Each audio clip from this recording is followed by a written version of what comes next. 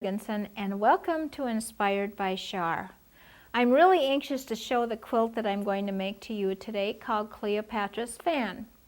The first quilt that I'm sharing with you is the one that inspired me to create the templates for this pattern. When you look closely at this quilt, you'll see that it is an antique quilt, and I'm guessing that it was made in the 30s sometime. You'll see all the blocks are different. Some of the things that this quilt taught me was that you can use 2, 3, up to 10 fabrics in each of the blocks. This one is totally made from scraps. If you look a little bit closer, you'll see that the blocks that have the high contrasting fabrics in them are the best and most pleasing to look at. Then if you look over here at this one, you'll see that the pieces or the petals up in this area are mushing with the background, and the flower is lost, or the fan is lost. You only see the top and this part right in here. If you look over here at this block, the same thing happens, only you do have a contrast with the background, but these two fabrics are mushing together. So again, you learn a lot of things about the pattern when you look at this. When you look towards the bottom of the quilt, you'll see a block that has many prints in it. It looks like she's just put all of her scraps that were left from some of the others together. And that one has 1, 2, 3, 4, 5 fabrics in that one. It's just where she placed the color that created the difference in that particular quilt. The next one that is directly behind me was created by Judy Block. Judy used just 3 fabrics in this one. She did like the one in the first quilt. She's connected all of the blocks together, but she separated them on the outside edge with side triangles. If you can remember the first quilt that I showed you, half of the Cleopatra's fan was used to fill in this part of the block. And then she finished off on the outside of the quilt with a narrow border first and then a wider one on the outside edge. Another thing that Judy has done is quilted 1/4 of an inch from the edge of all of the pieces on her home sewing machine, which was really a nice ending to that quilt. The next one that I'm going to show you, also created by Judy Block. She did the table runner where she run the blocks at point in this fashion like this, and she's got really nice contrast between each of the pieces. It starts on the center with a small print here, and then nice contrast in all of them. One thing about this pattern, it's best if you use small scale prints. They show up a little bit better in this design. The next one that I'm showing you was made by Cheryl Ann, the owner of Design Wall Company, and she has done a beautiful job choosing her fabrics for this quilt. She started in the center with a bright yellow print, which has some of the other colors like the blue and the greens in them, and then she's got a variety of textures, a little polka dot in here, a darker green, and I just love this blue in this quilt. She has made a square in the center by putting 4 blocks together, and out here she's stretched it out into a table runner with side triangles in here and finished off the corners of the quilt, or the ends I should say, with a block on each end. Above you'll see just a single block, which makes a beautiful pot holder or just a small table topper. You'll see another variation of this pattern. We have 4 of the single blocks separated by sashing through the center. This one was created by Judy Block, and something that she's done which is not seen real often is she has a real narrow border in here, then a little wider, again wider out here. On this one she has quilted in the ditch instead of 1/4 of an inch from each of the pieces, and then finished off the outside edge with just a stripe or a straight up and down effect here, and a little detail in the corners. One thing I forgot to mention about the quilting on the one that Cheryl Ann did, if you look closely at the quilting on this one, isn't that just beautiful how she's got feathers meandered in here and again some swirlies up in here. I just love the detail that can be done with these patterns.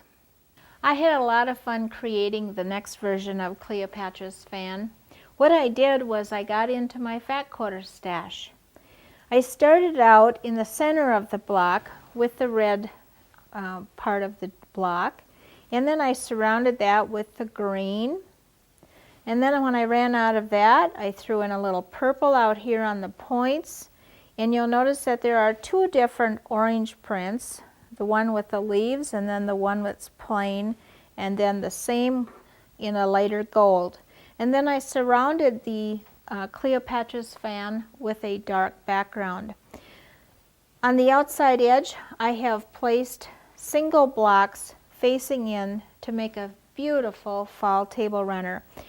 When I got to the quilting part, then I just stitched 1/4 inch from each of the edges inside, and I kept changing the color, going from the purple to the orange and the green and so forth. The next one that I'm showing you was created by Judy Block.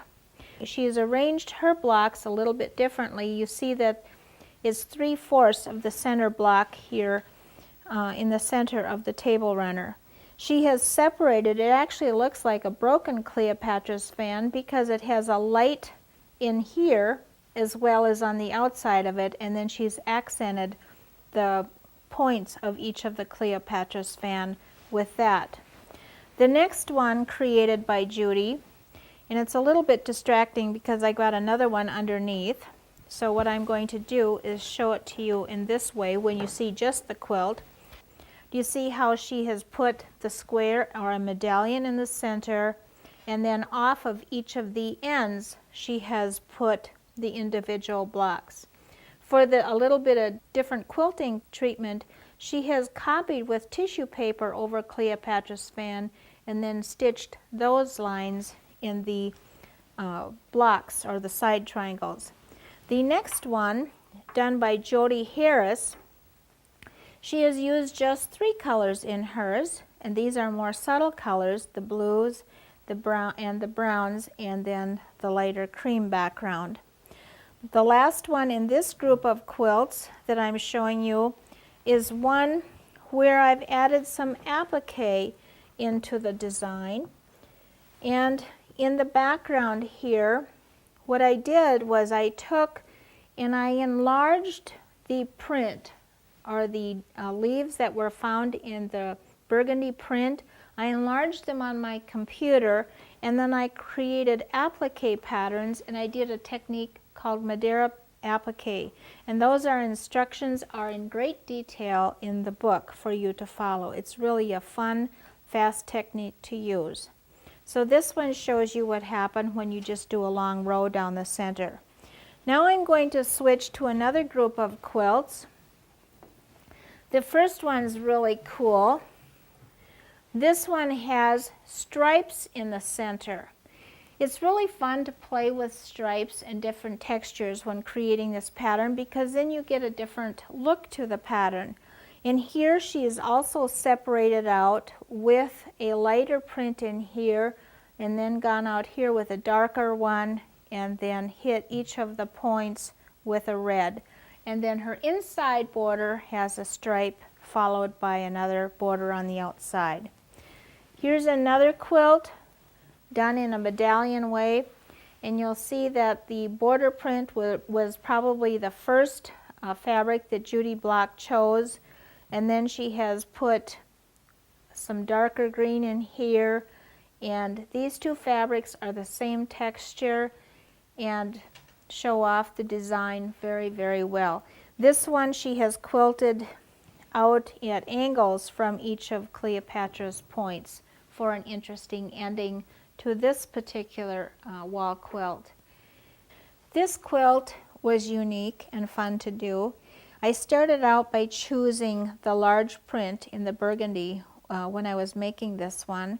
And then from there I added the green on the outside edge here and in the center, making sure that I separated the burgundy and the green, and I laid them or floated them on top of the cream background that also has those same colors in it. Because I ran out of fabric and I was in a Minnesota blizzard, I wanted to finish it, so I just went into my stash and found a plaid that I thought would go with the other fabrics and finished it off for what I called a real fun outside border addition. And then the binding on the outside edge I cut on a bias so it gave it a little texture on the outside edge of the quilt. Now we're going to show you how to cut and sew it together. Inspired by Char is sponsored by Brother. Featured in Char's show is the Quattro, Creativity times 4. Embroidery, sewing, quilting, and crafting. The Quattro 6000D brings you 100 brilliant, unprecedented, new and improved features. The cabinetry used in this show is by Tracy's Tables, offering a complete line of tables, carts, and shelves custom-made to fit your specific needs. Visit them at tracystables.com. Olfa. There's an Olfa tool for every job. Now is the fun part, when you start creating your own version of Cleopatra's fan. I'm going to show you how easy it is to cut with these great acrylic templates that we've put together for you. A little bit about the templates. You'll see that, again, they are pink, transparent shapes. They all include the perfect 1/4 inch seam allowance in them. They're transparent so that I can move them around on the fabric if I want to do some fussy cutting. Some great things about the templates, you'll see that the ears are removed, and on each of the pieces when it's important, I did that to make it easier for you to match your points when you're putting the block together. Also, on all of the shapes, you'll see that the grain line is etched in. On this pattern, more than any other pattern, that's really important because you want the straight of grain on the outside edge of your block. All of these shapes have been laser cut and computer drafted, so they're very, very accurate and ready for you to use.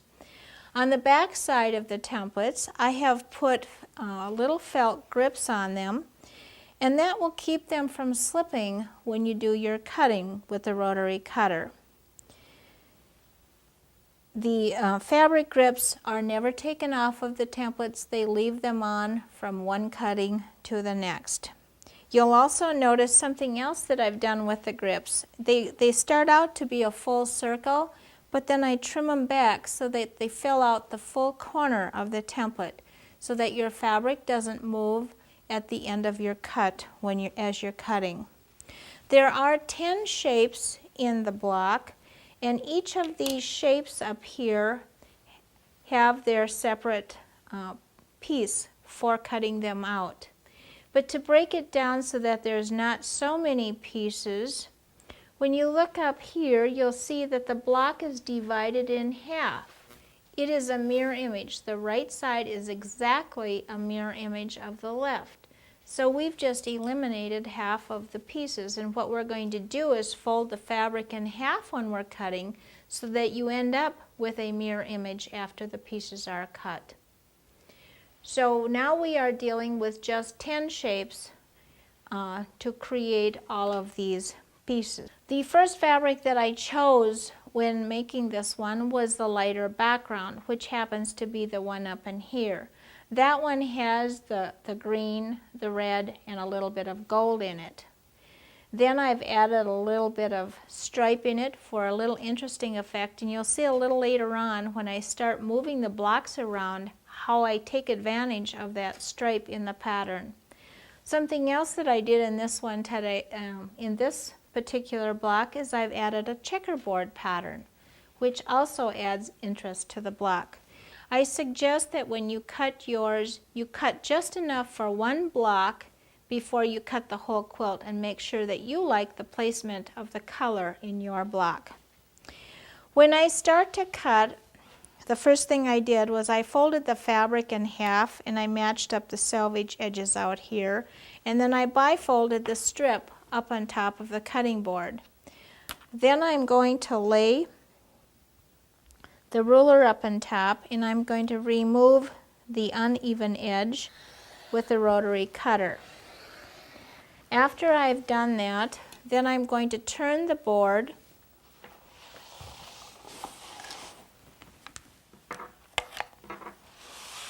and it's a good idea if you allow plenty of room for turning the board so that you don't knock stuff off the table. I usually find that I get myself crowded into a corner whenever I'm cutting a quilt. So probably clean off enough area to turn. You don't want your fabric hanging over the edge of the board, and you don't want to disturb that straightened edge. I'm going to cut this piece right in here.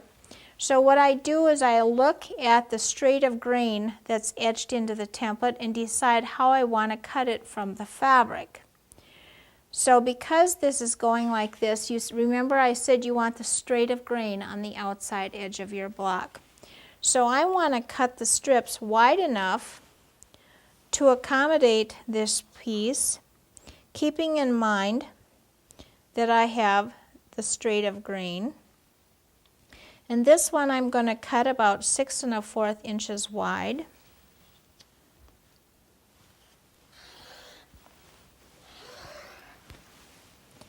And then we'll remove that strip of fabric. Now, to make it easier for me to cut these pieces, because there are so many different angles to this piece, I'm going to transport my cut strip onto a rotating mat board. And that really makes cutting a lot easier. So moving it up on top, again I will bifold that strip, making it a lot easier to work so I don't drag my fabric with me. Now lay the template up on top of that strip of fabric and you're ready to start cutting. And I completely turn the board as I cut, making it easier to get around the shape. I'm using a small rotary cutter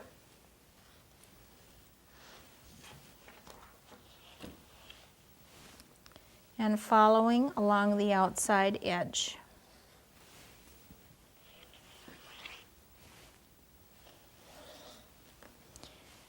When I get done with this first set of cutting, I will have a mirror image or the right and the left side identical to each other. And I would continue and do the other pieces just like that. I would do this one next, and then you can see down here there's one more of those pieces of that same fabric. The next thing I would probably do would be to cut this piece up in here, because that is to the point, and I like so much to start with that one because that gives me the beginning to go. And then from there I would add this color and fill this out in here. I wanted you to see how easy it is to do. I think I'd like to cut the striped one so that you see how I place the template on the striped fabric. So let's move to this fabric and see how we're going to place it on there. This one I didn't cut into strips first. What I did was I placed the template up on top of the fabric to make sure that I'm getting the straight of grain. So I'm looking at the stripe in the fabric and the arrow and matching that with it. Now there are some things about this pattern that you need to be cautious about because a lot of the shapes are the same. And there is a template C and J that look so much alike, and when I hold them on top of each other, they're almost identical. Well, to help you from getting confused, I've put letters on all of the templates from A to J. A will go to B, C, D, and E, F, G, H, I, and J, and that's the order in which you will actually sew the block together. So don't be worried about picking up the wrong pieces because they do have the letter on them. It's template C that has the striped fabric in it. And again, I will place it up on top of the fabric. Like I said, line up the arrow on the template with the stripe, and we'll cut one of those.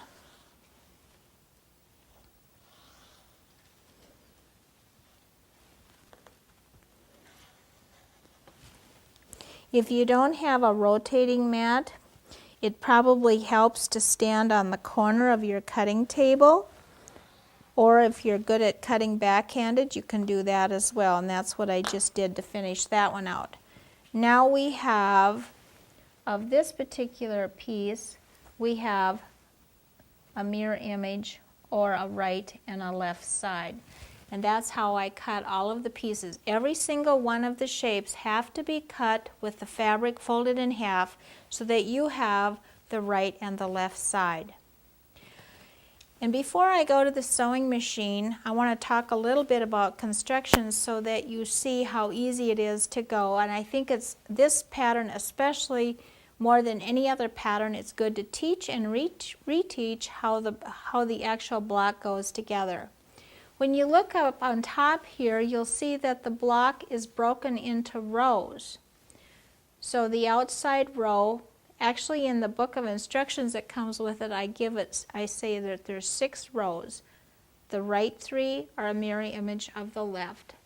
A goes to B, and then the next row is like this, and this is the last one that you sew in the middle. When you turn it over to the back side, you'll see that all of my seams are pressed open, and I'll do a little bit of clipping at the sewing machine so you'll see how that's done. Then after the rows are done like this, that's when you connect the rows. You have the 2 halves, and then the last seam that you do is down through the middle. Well, now it's time to go to the sewing machine and show you how to actually put the block together. I'm very proud of the book that comes with the templates when you purchase them. It has great graphics in it in color from beginning to end. Everything in here is shown to you not only from the right side as well as the wrong side, but I show you the actual size graphics, so when it's important to you, you're able to lay your sewing right up on top of it and see exactly what you need to do, step by step. This is an easy quilt to put together because of the curves are so gentle. When you look at them, you'll see that you can hardly even tell that there's a curved shape to them. The first 2 pieces that I'm going to put together are the A and the B piece. We're going to put them right sides together, and the first thing I'm going to do is match up the blunt edge over here. Something else that I want to point out, I'm going to flip this back over so that you can see something else. You'll see that there is a concave and a convex to these shapes, and I refer to them as a smile and a frown. This would be the smile piece, and this is the frown piece. It's so much easier to sew a curve if you have the smile on top, and that's this part right in here. What I did then was match up the beginning, putting the blunt edges together. We'll insert a pin there, and now I'm just going to move this over into a match over here, and again we have a perfect beginning and a perfect ending because I know exactly where to put that pin. Now, because we have the smile on top, the bias edges of that smile just move into a perfect match. Something else that I want to point out about this, when you look at this piece from the side angle, you'll see that there's a point right here. I want to sew right onto that part right there, and I want to come off of the point on the bottom side.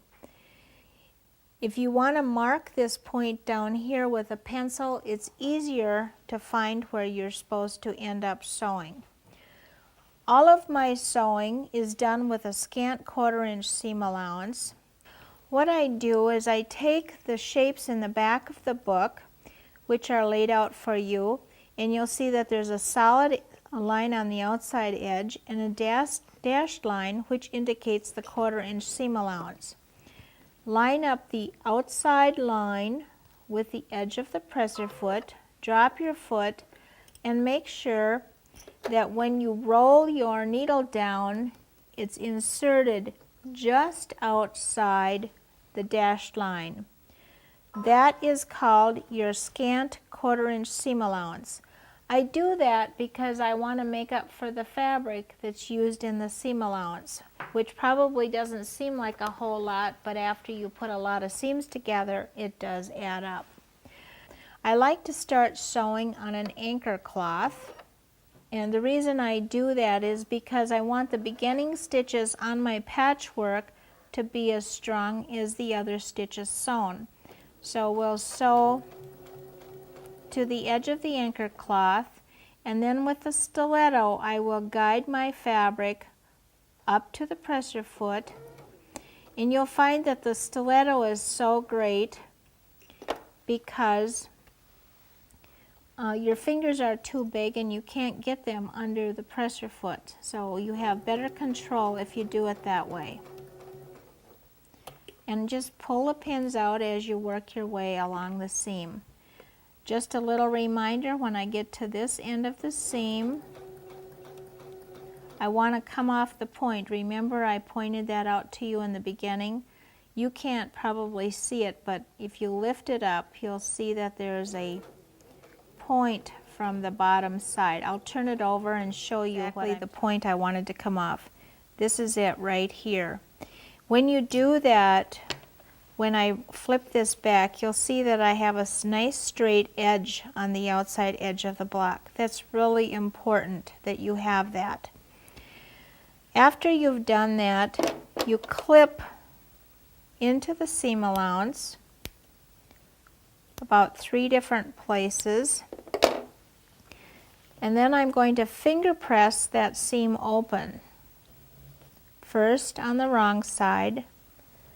It doesn't seem like it's a whole lot of curve, but it does amount to a little bit, enough to where it's important. And then I would press with an iron. That is the outside row. Row 1 and 6 are identical to each other. The next row is done very much like the first one.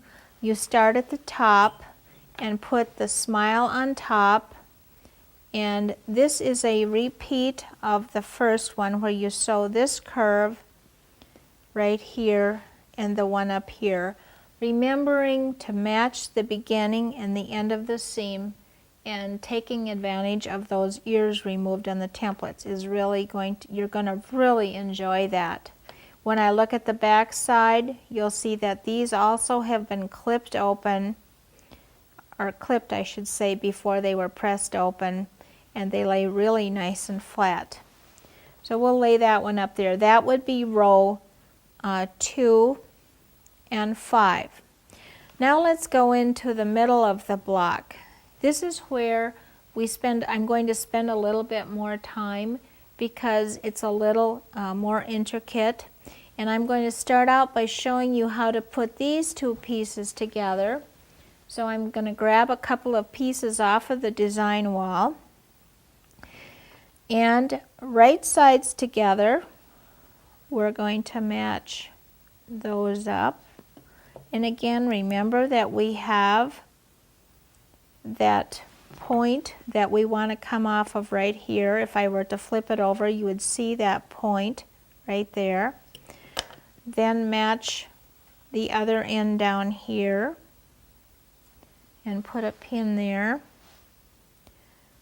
Now you just gently move the 2 together so you have the edges matched. You don't have to stretch anything. If you have to stretch something, you have cut something wrong, because they are drafted so that they ease together so nicely. See, that's hardly a curve at all. Now, again, we'll start with an anchor cloth at the sewing machine.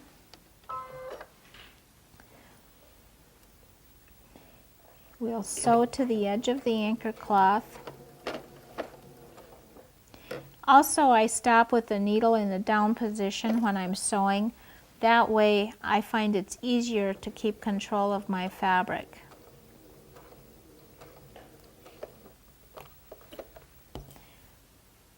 Always controlling the fabric with the stiletto. You want to have those two edges always perfectly matched. This really is an easy pattern to do. It's intimidating to look at, but when you see how it's broken down into the simplest form, it's really not that hard to do. Now on this end, I want to sew off of this point right here.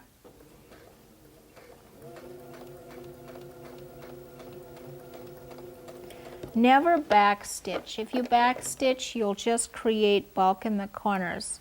So just go off into an anchor cloth. Another thing about backstitching, it's not important because these seams are going to be sewed over again.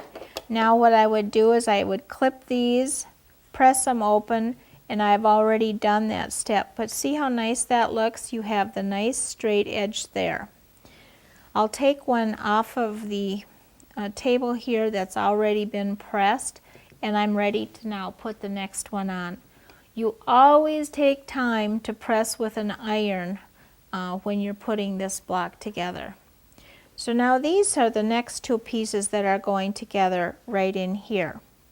Now it doesn't look like they fit together until you actually place them right sides together. And remember, the smile is always put on top. So start out by matching the blunt edge there. Now this is one part where it's probably a little bit tricky or more complicated for you to look at, but if I show you step by step, you'll see. See how I match that edge down there? And then I'm going to turn it over to the other side after I have it completely pinned and show you exactly what I want it to look like on the other side. When I get to this part, I do something a little different, and I place the patchwork over my knee, and I use that to form this part of the pieces, and I gently move the curved edge to match the other pieces. And notice how the shape of your knee makes it so much easier to find the correct placement. You don't have to find the halfway mark. It just all moves into a perfect match. Also notice that I'm not stretching anything when I do this. I just kind of ease it over with my finger and make that perfect match. We'll put one more pin in. Now, for those of you that might find it hard to decide where you want to sew, I'm going to flip it over and show you from the other side what's important to know about this. When you look at this shape, you'll see that there's a point right down here. That is you want to sew off of that point, and you'll come up here and you go through here. That's also shown in great detail in the book. Make sure that you follow the step-by-step instructions. And that part of the instructions is shown to you in actual size, so you'll know exactly what you need to do. So now we'll sew that seam. Another thing, that tip that you might want to do, especially when you're just starting out, is putting a mark on your patchwork with a pencil so that you know exactly where you want to start sewing. I'm going to sew to the edge of the anchor cloth. I'll lift the presser foot, and I'm going to flip the anchor cloth at an angle, at the same angle as the piece I'm going to sew on, and then I'm going to drop this down, and we'll see if we can find that perfect point underneath there.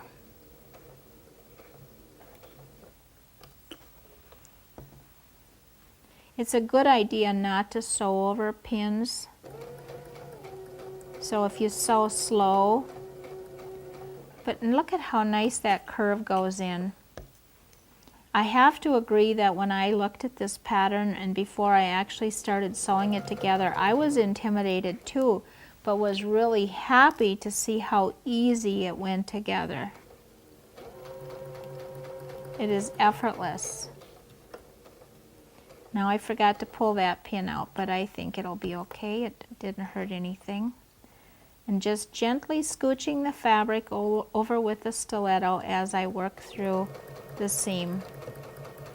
Now when I get to the end of this seam, I kind of peek underneath to see where that point is. I hold my stiletto right there, and that's the point I want to come off of. Remember, I kept telling you how important that was. We're to the end of the seam, and now we'll go back onto the anchor cloth, and no back stitching ever. That just would create bulk in the at the beginning and end of the seam. Let's take a look and see if we actually hit that point. Yes, we got it right on where I wanted it. And let's look at the other end. Also a perfect beginning and a perfect end to that seam. Isn't that just great how that goes together?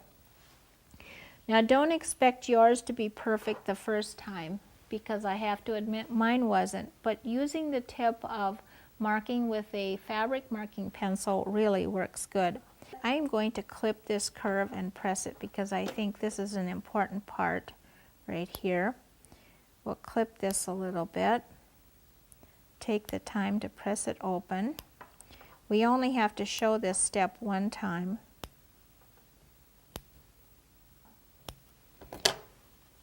We'll finger press it. You don't really need anything special for finger pressing. Just using or being very aggressive with your pointer finger works really well. And this will prevent the wells in your seam line. Have you ever pressed a seam and found that you have little pleats in the seam line? Well, that's avoided if you finger press first. It takes a little more time, but it's worthwhile. Now this is the part that I want to show you. If you look closely here, you'll see that the 1/4-inch seam allowance is left there. Now you want that visible because you need that for later on in construction of the block. The next part of putting this block together is the 2 bottom pieces that go with this, and ahead of time I have sewn those together because it's just like the other curves, and again those are pressed open and clipped. Now this part is going to go on top of this one, and I want to remind you at this part of the block, everything has to be done in the order that I give it to you in the book. If you change the order of instruction, the block doesn't go together as nicely. So make sure you go step by step as I give it to you in the book. So now let's put these 2 right sides together. So again, with a smile on top, lay this one on top of here. And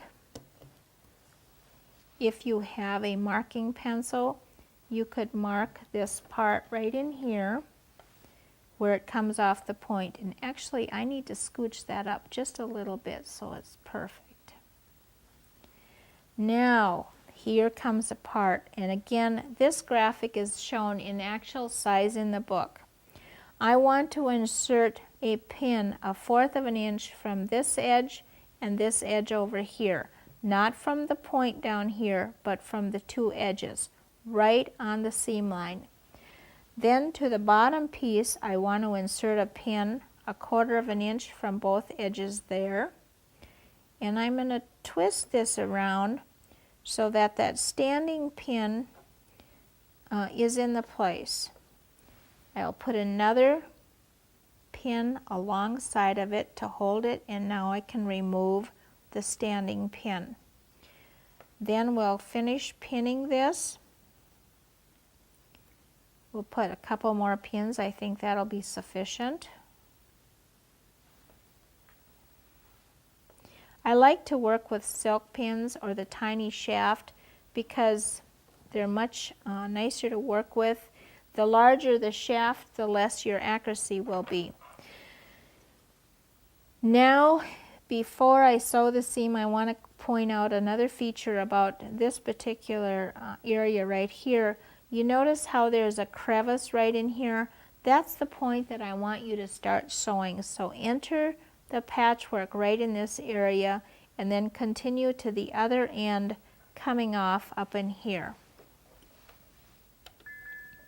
You know what I forgot to do? I forgot to lower the presser foot in the back before I was going to start sewing.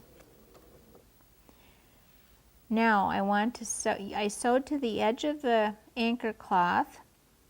Now I'm going to enter the patchwork right in that crevice, so I'll lift the presser foot and go up into there and guide the fabric with the stiletto.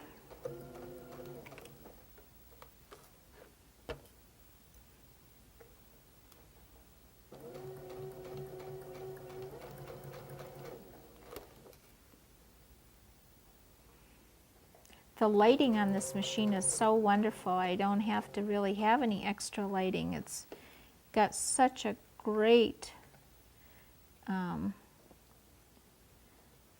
it's for what I would call mature eyes. Very nice lighting. Okay, now come off the point right here. And again, no reversing. We'll use the thread cutter, and we have that seam completed. Now let's take a look and see. Yes, exactly what I wanted. If you look closer at this, when I hold it, you'll see that we have now an intersection 1/4 of an inch from here. That's a very important part of this block because that's the point that I'm going to pin when I sew the rows together. So you do the same process on the other side of the block, and I won't have to repeat that for you, but that's how easy that part is. The next thing I'm going to show you how to do is to sew the rows together, which would be this area right in here. Now it looks like they're not going to match because it looks like you have the extended part here. They really don't match until you place them right sides together. So look at what happens now. A perfect match at the beginning and the end. But before we pin the beginning and end, I want to find a perfect match right in here. Something else about this seam, and I'm going to separate them like this so you can see what I'm talking about. The seam underneath is coming at this angle, and the one on top is coming at that angle. So it's making sort of an X. So what I need to do is be very careful. Insert a pin on the seam line through the top and through the bottom, right on the seam line, 1/4 of an inch from the edge. This pin is left standing until I insert another pin alongside of it. And it's easier to have pins if they have a little glass head on them. It's easier to pick them up. So, okay, now we have that pin, but before I take it out, it's a good idea to put a mark where that pin went into the fabric so you know exactly the point that you want to sew over. That will give you that perfect intersection when you press the seam open. Now you can pin at the beginning and the end, matching up this corner just like that, and we're ready to sew. And I don't know what I did with my anchor cloth, but that's okay. We'll do this seam without one. We'll see if it does a good job. We want to come right on that point.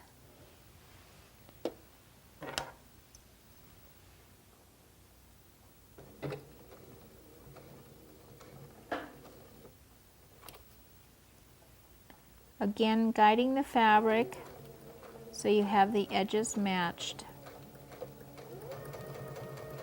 Remember, I want to sew right over the point that I made with the pencil mark so that I have that perfect intersection.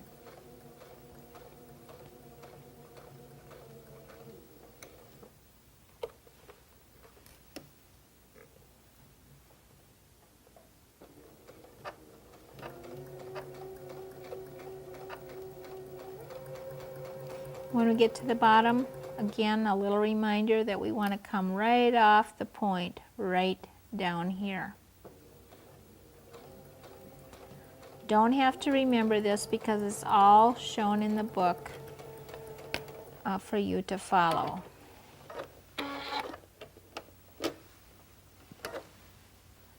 Let's see how we did. That one's perfect on the top. Wow, that's a great intersection right there. We have a perfect match in there. And when you look down here, everything makes a nice straight line. Now I'm going to pull another step down that's already been pressed and ready to put together. It's just like the one I did over here, but it's ready to go. And what you would do is pin these two parts, just like I did this one, right through the seam line. Put them right sides together. Insert the pin on the seam line through the top and the bottom, and then the beginning and end, and you would have a perfect seam there. The last seam that's done in this block is the center seam, which goes through this part right up in here. And I'm going to take those two down so that you can see how to put those together.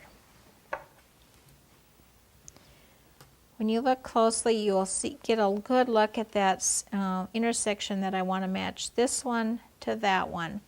I also want to match these two up here and the one down here. So right sides together. I want to insert a pin 1/4 of an inch or right on that intersection where the two fabrics come together through the top and through the bottom piece right on that seam line. Let that pin stand while you insert the next pin. And the point that that pin comes out of, or this intersection right here, is the one that you want to sew over. To match these up here, do the same thing, insert it through the top and the bottom right on the seam line, leave it standing,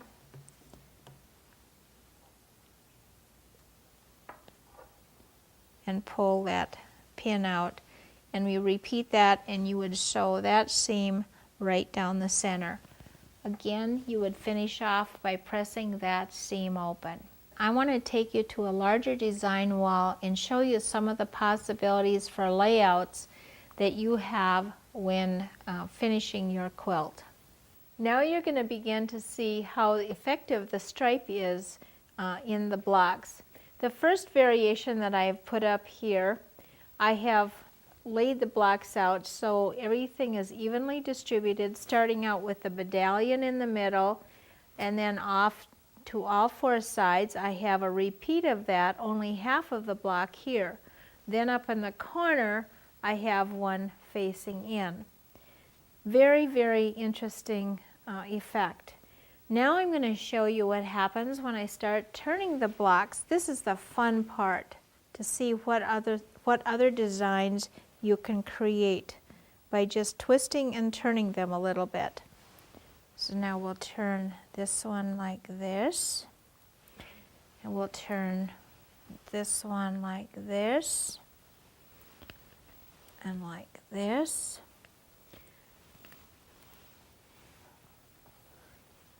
And we'll get a whole, have I got it just right? No, I gotta turn this one, and we'll turn this one like that. Now when you take a look, it's a totally different effect just by changing the placements of the blocks. The next one that I'm going to do, I'm going to turn just the center ones to the inside like that. And you would actually have 4 separate medallion blocks, and these could be separated from each other with a little bit of sashing for a different look.